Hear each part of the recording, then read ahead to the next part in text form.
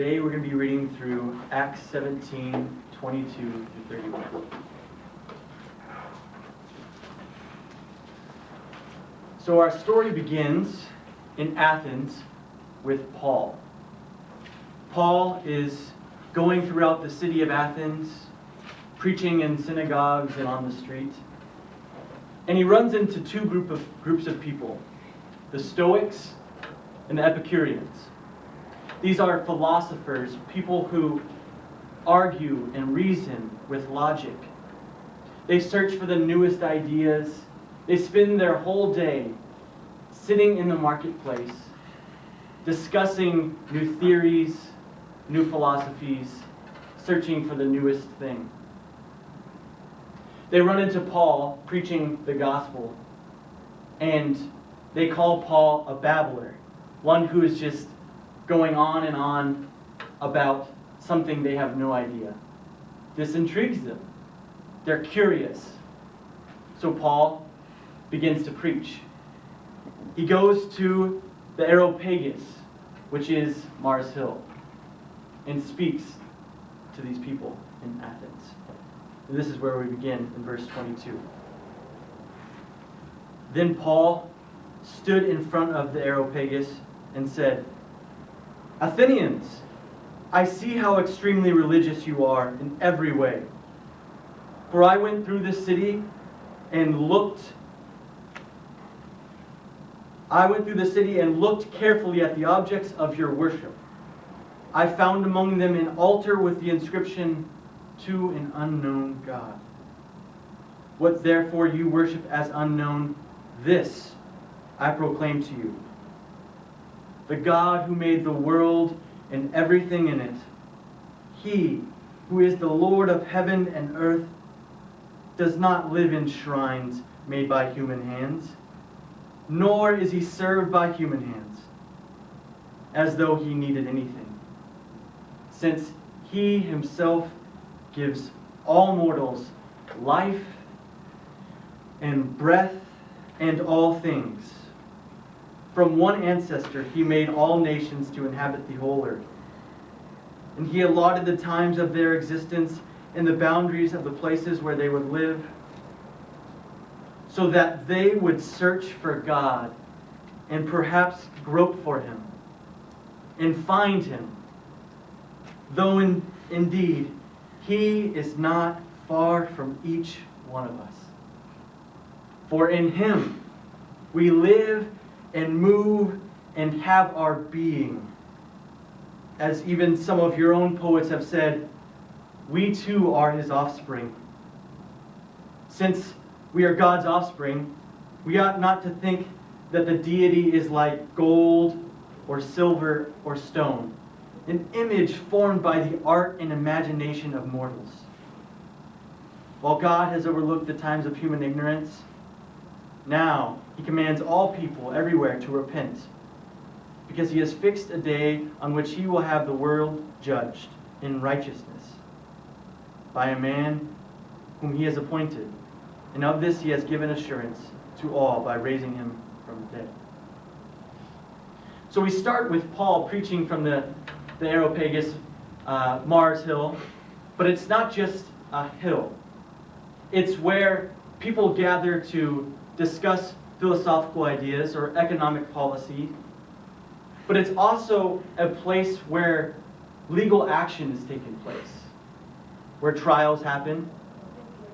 So what better place where Paul is offering an argument, an opening statement to these Epicureans and these Stoics about God. Now these people, these Stoics and Epicureans, these are people who follow a philosophy. The Stoics, they are people who are concerned with nature and its being. They believe that there is a force that is in nature that gives life to everything. And obedience to this force gives a freedom. So to sum up the Stoics, the good life that they would see is one that involves reason, not necessarily just passion, rules, but reason that has a peace of mind and a harmony with nature. So these Stoics, they believe in reason and in arguing for logic. And they are similar to the Epicureans. The Epicureans, their goal in life is to maximize pleasure and to minimize pain. But to rely on reason for that. So they say that a man must tend to his stomach, his emotions, his gut, but also to his mind. For that is wisdom. So let me tell you a story to maybe help you understand exactly what Paul is preaching to them. So have you ever had to wake up early in the morning before the sun rises, maybe for a job, maybe to catch an early morning flight? You get out of bed, it's dark, you can't quite reach the light, so you're fumbling around trying to find clothing to wear. You put on a shirt, put some pants on, find your shoes.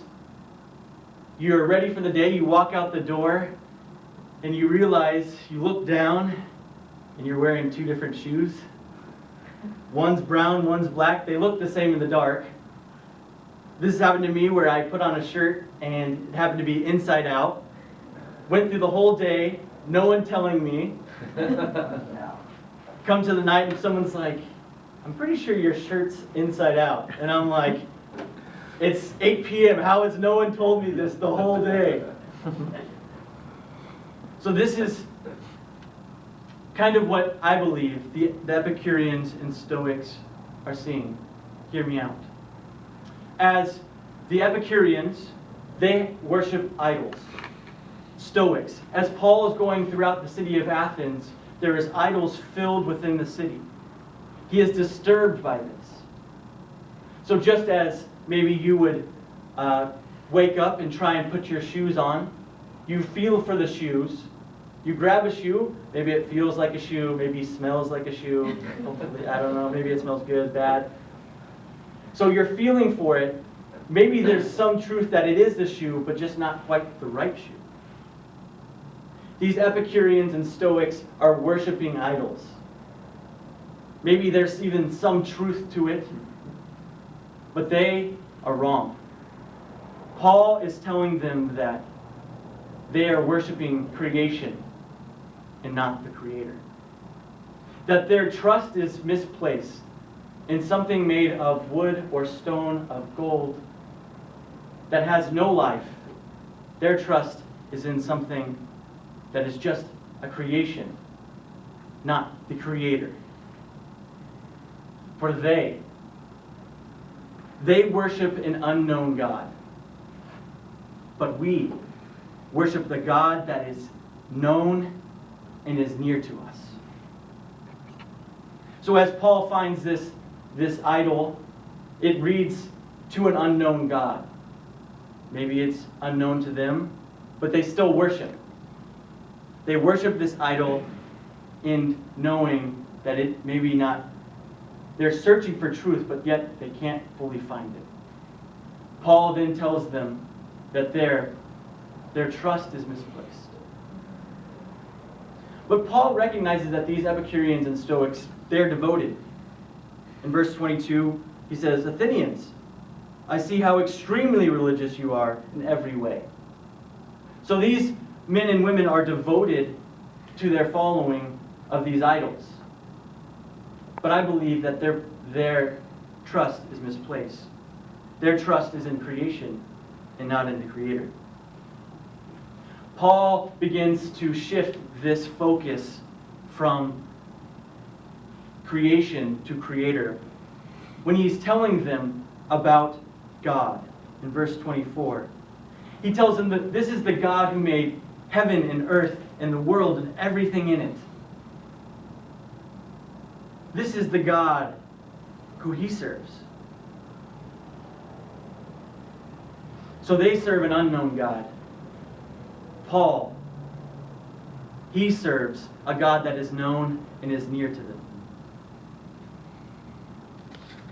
So Paul, he begins in 25 by saying that, or at the end of 24, that God does not live in shrines. God does not live in these idols that are worshipped. It's funny because if you think about an idol, it may be a stone idol, a wooden idol, but in it is no life, no breath, no being. Paul is saying, my God, He is the one who gives life and breath and meaning, and in that we find our being.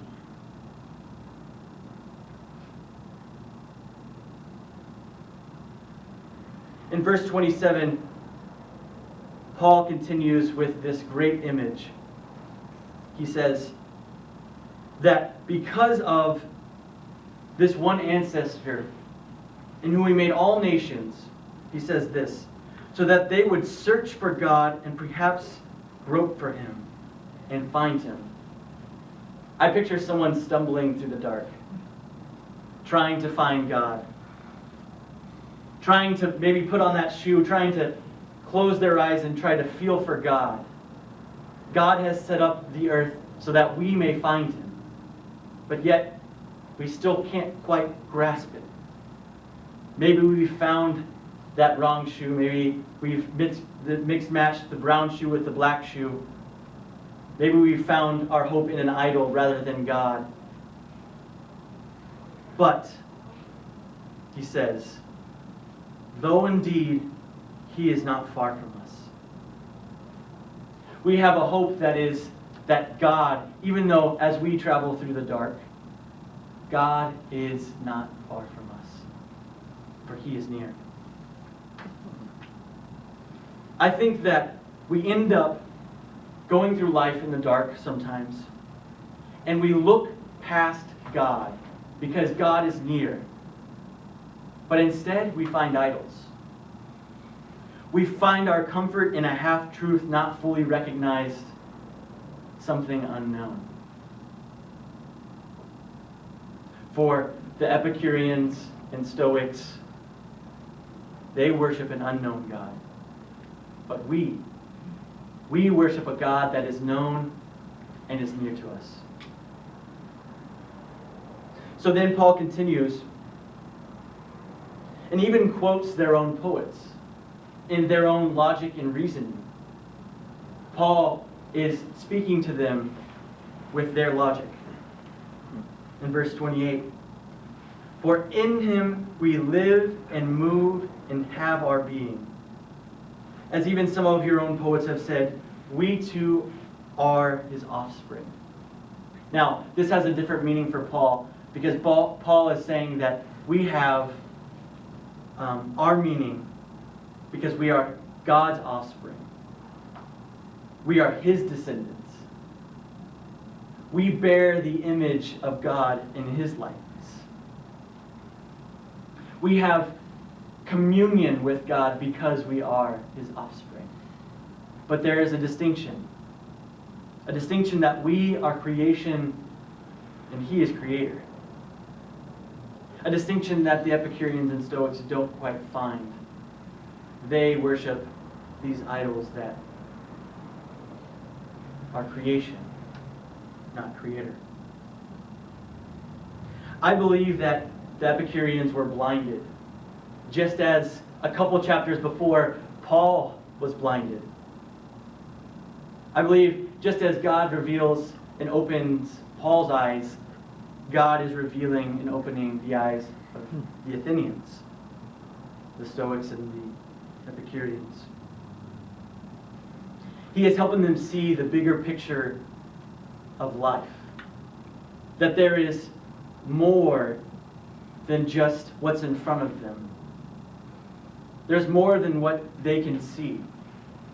Just as in when you're trying to wake up early in the morning and you're stumbling through your room. Maybe even you run into your end of your bed and hurt yourself, but the idea is that they are blinded. Paul is trying to help them see, just as God opened his eyes. So we must shift our focus from worshiping creation to Creator. So what does that mean for us? I would say that we must not worship those half-truths in our lives that lie to us and tell us that we can be fully satisfied in them. Those idols that we have in our lives that cannot fully satisfy. Maybe there's some truth, maybe there's some sense of God in it, but yet it is not fully done. Rather, let us shift our focus from worshiping those things to worshiping the Creator. Sometimes those idols look different in our lives. Sometimes they look like entertainment. We find enjoyment in it. But when we find all of our enjoyment, all of our satisfaction, it becomes an idol. When we find our belonging in our self, our appearance, how we appear to people, we can make that an idol.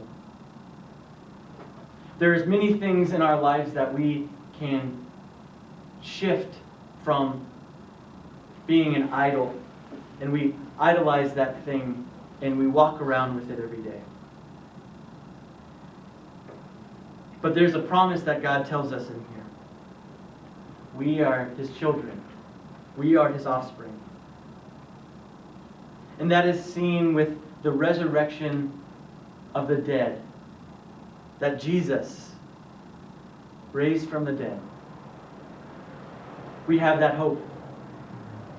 And we have that hope as we stumble through the dark, that maybe we can't see Him, but we know He's near. So, how will our lives change if we take Paul's advice? To look for a God who's not far away, but actually close by. I believe our lives will look different. Our lives will be full of joy and enjoyment, not because of the things that are in our life, but because we have found full satisfaction, not in the creation, but the Creator Himself.